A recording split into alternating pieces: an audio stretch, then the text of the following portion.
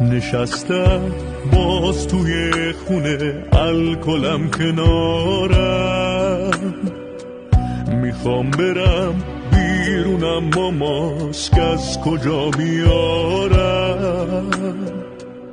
خیابونا که کرونا داره، از آسمون ای ویروس میباره، همون بهتر بمونم تو خونه باز دوباره. تو نفسات رنگ سرف داره، داغی انگار تب داری دوباره. بذار روغن بنفشه یکی واسط بذاره.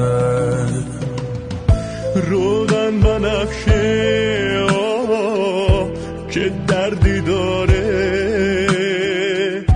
کاش که یکی برای ما واکسن بیاره.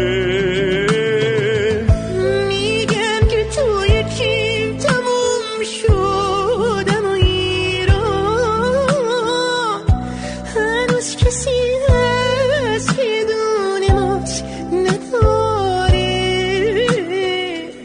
کسی توی ایران دیگه جون نداره، کرونا ماها رو داره خون میاره، ولی با معتادا و مسئولا کاری نداره.